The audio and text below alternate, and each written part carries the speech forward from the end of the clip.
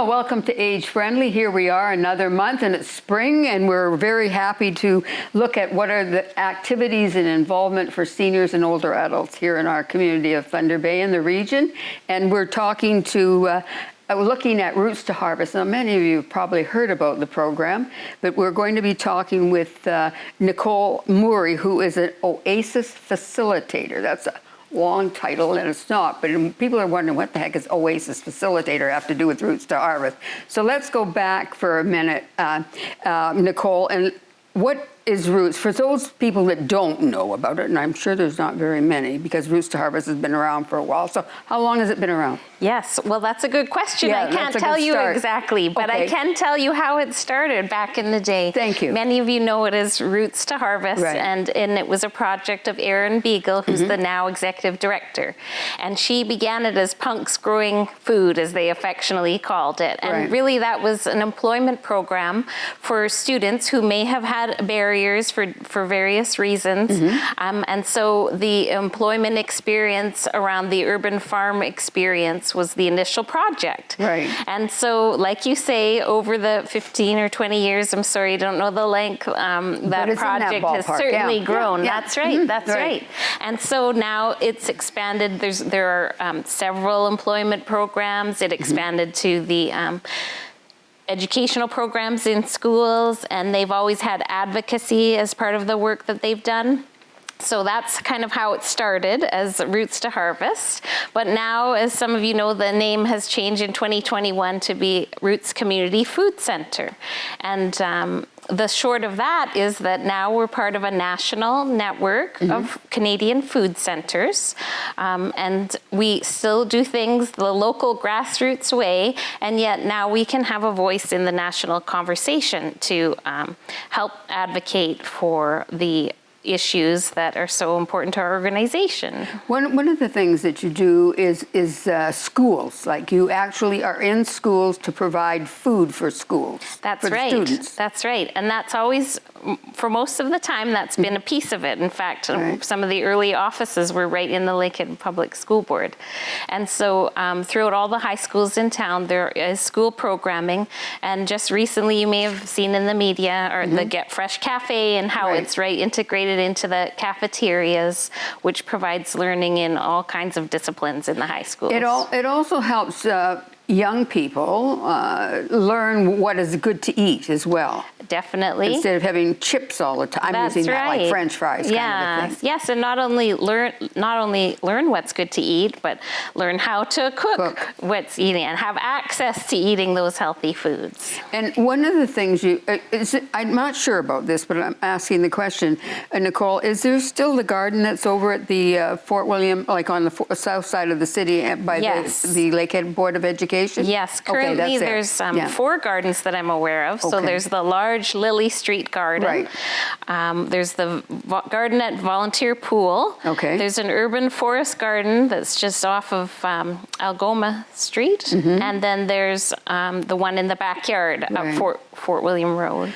In the summertime, you must bring in a number of young people then, to actually do the gardening. That's right. And that's where those employment programs come in. And so what started as for high school students has now grown up to 30-year-olds. And so various programs, and you're exactly right. That's largely who's tending to the gardens and learning the employment skills and the farming and the urban farming skills. So you can basically start thinking of this, how to plant, what to plant, how to keep them during the summer, then, cooking and how you cook and the value of that, and then eating the food in the end. The best part. Yeah, of course. So with that with the program, there's more. We're going to talk about the Oasis program, which is one of the programs that you have. You have other educational programs, though, under the Roots program. Yes. So where Oasis fits in is, like I said, when we grew to become a community food center, part of that growth,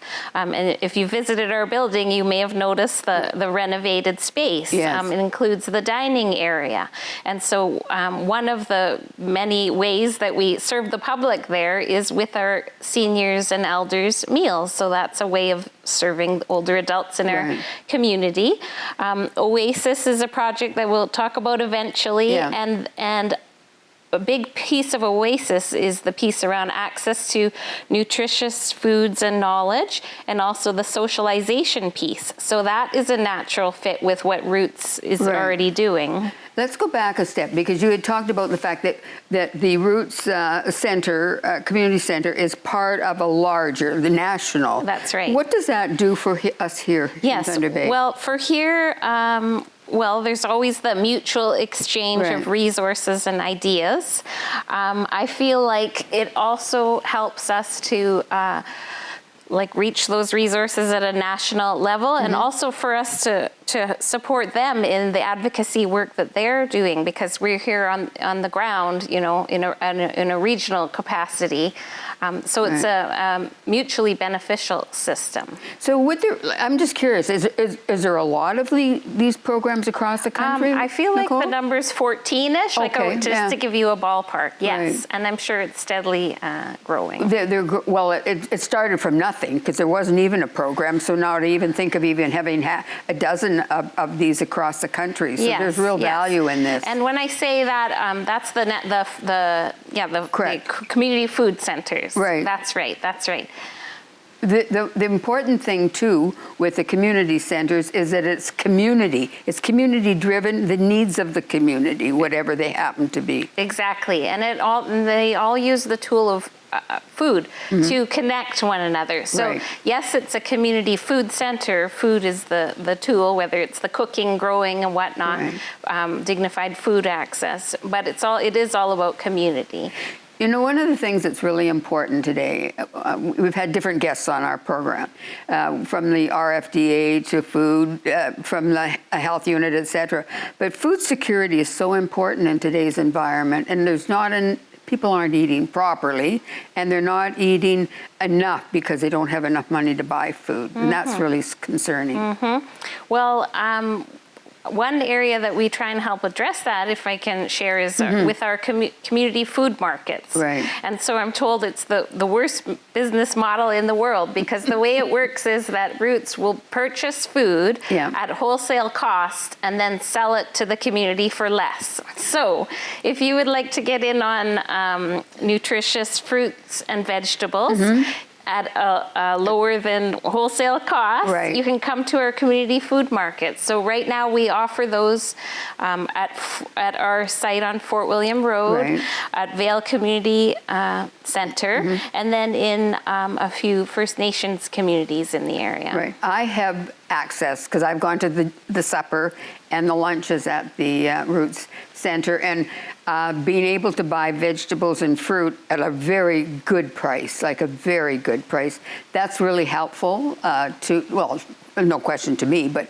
to whomever happens to be there at the time to purchase them. And it's fresh, it's really good food. Yeah, I hear that too. And I also hear that people love buying the smaller quantities. If you're in a household of one or two, it's such a treat just to get a few items. Well, you know what? That is so important, because I don't need a whole bunch. I just want one onion kind of a thing, and you can buy it like that. So it's really very, very versatile, that whole area of the market of it. Yes. So we're going to be joining Nicole Moorey back in our second segment. We're going to be talking about the Oasis program, so stay tuned for that. But it's very interesting what's going on at the Roots Community Center, and a very different way of looking at how we can feed our people here in our community of Thunder Bay. Nicole, we should look forward to talking about Oasis. Yes. Well, welcome back to Age Friendly, and we're talking tonight and today to Nicole Moorey, who is the Oasis facilitator for Roots Community Center. And we talked at the first segment, Nicole, about the fact of what Roots is and all the rest of it. So now we're going to move on to one of their programs, which is a really exciting one. It's for you because you're the coordinator of this program. So what really is Oasis? What is that program? And we'll talk about some specifics related to it. Yeah, definitely. So Oasis is a national program that helps older adults to age well at home in their naturally occurring retirement community. So what that means is that the location of these sites is chosen because there's a high number of seniors who just coincidentally happen to live in the same neighborhood or community. So you have one here in Thunder Bay. Yes, so my current site is Bayview Towers. Right. And I've been operating out of their common room for the past year with great success and joy. And we're very excited because we're launching a second Thunder Bay site at Castle Green Cooperative. And so this is exciting. It is exciting. You've had it for 1 year at Bayview. That's right. How did you get started, and what do you actually do with all the older adults that live there? Yes, well, the way it got started is that we received the funding and the go-ahead thanks to tremendous community partners. And so once it was approved, with the consent of the landlords, of course, I came into their common room and started to meet all the tenants and directly asked them what are their interests in the areas of fitness, nutrition, and socialization. Right, right. And do they, then they are part of this program as well. I mean, they attend, but they also help organize it? So we say that it's member driven. Okay. And in fact, the very first Oasis program started in this way. It was simply a community of older adults who wanted to address their aging well at home, and so they created this program. So yes. Now, is this also, you talked about the fact that the Roots program is across Canada. Is this also a national program? Yes, it actually is. So when we explain what each of those are, we use the other as a reference, because I think there are about 18 sites to be across Canada for this Oasis program. This is exciting though, Nicole, when you really think about this. So I'm living in an apartment building, and if I had enough older adults there, we don't have a common room, but if you did have a common room, you could easily manage to do a program like this in virtually any apartment building. Pretty much. Right. They found that you need the space, that you need the coordinator, because that's just the person who helps to make it all happen, and you need willing tenants who are would willing like it.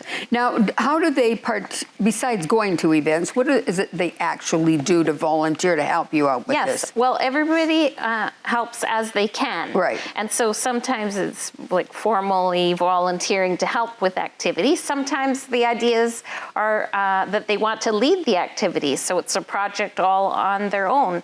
Other times it's just a blessing to have folks participating, because simply being there, socializing with your neighbors is an added benefit, of course. You know, when you and I chatted before the program, and I have a February, which is past, but regardless of that, and I looked at the number of activities. Like, I'm impressed with what you have. Like, you have something basically every day. You have a day off. I see this on Family Day. I noted that. But the point being, really, you've got lots of things on here. Yeah, and you know, the ideas are endless. You can imagine it's the time that we're running out of to host all of them. But all of these ideas have come from the tenants, and we try and make them happen. Well, the one thing I see a lot of is fitness. How important is that? Very important. That is a top interest. Yes. And so whether it's fitness classes right in our common space, I like to get volunteer instructors to come and help with those, adapted yoga, adapted fitness, or we've been really enjoying the LU hanger walks, because Lakehead is right our neighbor, so we can go and join in those sponsored walks at the track. Now, you've got it at Bayview. You're looking at doing it at Castle Green, which is a very different format, of people. They're not all in one building. That's right. So how do you anticipate that working out? Yes, well, I can't say exactly, but there are other sites across Canada that are what they call like a horizontal residence, where I'm in a vertical apartment building. So you can imagine in northwestern Ontario, there may be barriers such as snow to get out of your home to come to the, it's a community center there that they'll be using. But other than those types of barriers, the program will run similarly. Do you have, these are different times that you have activities? Yes.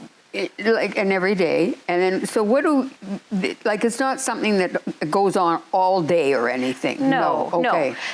Well, because for one, my position is part-time, and so I just flex it to whenever they would like to do the activities. But in my building, for example, there's not as many early risers, so we're not starting at the crack of dawn. No. Sometimes we do evening or weekend programming if that's of interest. So it's very flexible. you set this up, though? Is that part of your responsibility? People can identify what they want to participate in, but then you actually organize That's it. right. Is that what your job is? Okay. Yes. You got it. And it's not that I don't have willing participants who want to help, but I also tell them, like, you've earned this. You've done your part. Right. Let me do the legwork, and you can help with some of the fun parts, and we'll have a good time. Well, one of the things I think for older adults is they don't want to have to go outside all the time. They don't. That's right. And so the common room at Bayview is really a good one. Yes. And then if you're having it at Castle Green, people will walk to their community center there because they haven't got far to go. Yes. So it works out quite well.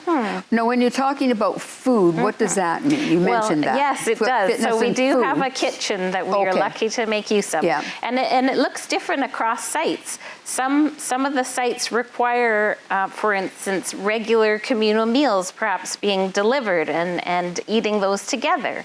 At my site, we do have a lot of communal dining, but it's more on the side of like the tenants can cook for themselves and they just like new cooking ideas. So whether my colleague will come and do a cooking class or, just learning new recipes. Right. If it's easy, that they can easily take back to their apartment or their home and cook it. Yes. I see you've got grilled cheese. That's really important. What's a gourmet grilled cheese? Well, that was a hit, actually. I'm curious. It could be anything. There's so many recipes, but we made pear with brie cheese as an example. Really? Yeah. We did a nice turkey, cranberry, Havarti. Yeah. And so it was really nice. Everybody came down. We made the fancy grilled cheeses. I served soup on the side, and we ate it together because, like we were saying in the beginning, it's not just about the food. The socialization is so very important. When are you looking at expanding the program beyond the 2 sites? Well, I mean, in general, yes, that's the goal. So we're doing what we can.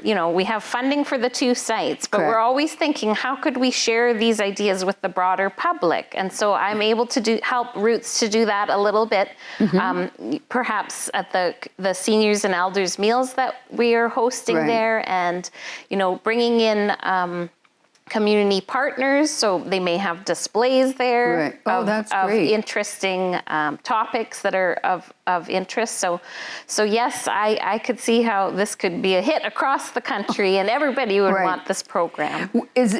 If somebody wanted some information, say they lived in an apartment building in Thunder Bay, in a senior older retirement home, could they contact you for more information? Absolutely, yeah. And then I'm happy to answer their questions and or refer them to the larger national body. Right, and then from there, we could have these in every apartment building for older adults. Wouldn't it be great? That would be great. Yes. Nicole Moorey is my guest, and we're going to be talking about aging at home with our last segment, and it's so very important that this is an area to go to.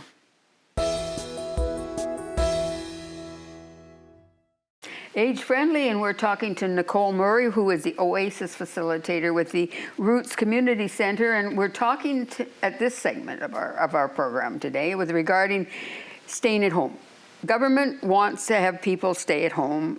People want to stay at home, That's Nicole. Right. They don't want to have to go to a long-term care facility or whatever else. They want to stay at home. What does that mean to you as an Oasis facilitator? Yeah, well, I feel like there's a number of areas where we can either prepare for that day when when we do want to be retired and at home, and or if you're currently in a situation where you're trying to age well in your own home for as long as possible. So that some of these areas that you might consider is the home itself, the safety features within it so that you can stay there, the fitness, nutrition, socialization like we've talked about, transportation, how are you going to get around from your home to get what you need, and so on. So these are some of the big picture areas that you can think about. One of the things as a human species, like as a etc. The fact is that we need to have other people. We're not, stand alone. humans, etc. So how do we encourage people to socialize a little more? Yes. Well, actually, 1 in 4 of us in a recent study, us meaning older adults, have a weak social network. And so if you were to pick just one area to work on for yourself, this could be it. And so it's not only about the breadth of connections that you have, but the depth. So having some that are even more meaningful. One of the things too, as I'm aging, is getting older. I'm not old, I'm getting older. There's a difference. But within that, some of my friends are passing away now. And so I keep calling it making new friends. I'm always having to make new friends because my friends die, and that's the way it's life. So how do you do that and trying to encourage people to get out and make new friends? And because it's a constant, it's never ending. Well, my tips might be to look around you to see within your vicinity, first of all, are there groups or individuals that you haven't previously connected with who you might be interested in doing so? And if not in your immediate area, thinking in the broader community. So at the Root Seniors and Elders meals, that might be an example. And one of the things too is make friends that are younger than you too, with the hope that you're going to pass before they do. But that's another option. It definitely is. In fact, that reminds me that the intergenerational aspect is part of the Oasis program because it's just so rich to know people of all ages. Well, the other thing too, I think it's really important, is that as you get older, you sometimes get, this is the way things are. But you need that youth to be able to challenge you, to think of things in a different way. And that's part of the socialization in today's society as well. Absolutely. And don't forget how beneficial it goes the other way too, although the wisdom to impart to the younger folks. I never think about that. But that's true. It's very, very true. But there's so many programs out there to be able to do that now. You mentioned transportation. That can be an issue for people. It can be an issue. Yeah. And so, when you're looking at if you're going to be able to stay in your home, wherever that might be, you need to ensure you have friends or family who can drive you, or that there's public transportation that will meet your needs and so on. One of the we talked about the fact that we have the senior meals. When are those senior meals? And I want you to identify the fact that they're actually free. Yes, they are free, and they do happen when those community markets happen. They're Wednesday for supper, so Wednesday nights 5 to 6:30, and they're Friday lunches 11 till 12:30 at our site 450 Fort William Road. Fort William Road. Yeah, and so it's a lovely, inviting dining room like we've talked about. There's no cost. You come in, you potentially chat with new people, or at least sit amongst them. And getting back to the topic, that's just a great way to socialize and make a few new connections in the community. That's right. And then you can buy your vegetables or fruit on the way out, which is really important. So Fridays, it's lunchtime, and Wednesdays, it's supper time. That's right. And do you have to, organize yourself and register ahead of time? No, you don't have to. No. Some people come a little early to save their spot because they are popular. And then another consideration is there's only limited parking. And so the Moose Hall next door has generously allowed us to park in the back of their parking lot. And that's really, really important. And I think that one of the things that we encourage is for people just to go and socialize and there's no set agenda for that. No, not really. No. Just and that's what I see in my program every day. Just being with other people, it really does add to your health and well-being in the long run. And we need to, people just like to talk, and it doesn't matter what. There's all kinds of issues and things that are going on. So there's no end of conversation that you can have. That's right. And also, it doesn't matter if you're a so-called introvert or extrovert. Of course, it benefits everyone. And there are so many ways to connect that surely, there's a few ideas that will work for you and your unique personality. Right. Do you have like volunteers come and help you as well? I do. And things like that. Yes, and so speaking of aging well, volunteering is an amazing way to do that. And so some folks may have met our volunteers who serve the meals, and that is such a popular position that's currently full. You can keep an eye on the website. But now that the snow is almost gone, we'll have some space for gardening volunteers. I seek volunteers for my Oasis program, and so that's a great way. They just contact Roots, or what do they do? Yes, well, they could contact Roots as the quickest way. Right. Yes. And then sign up. So anybody that's wanting to do and participate and learn what's going on, how to garden, and all those kinds of things. Nicole, that's a great idea. Yes. And you have a number of volunteers for the dinners. Yes. But we need volunteers for planting and all the rest of it. Yes. Okay. Yes. Make sure that happens as we go.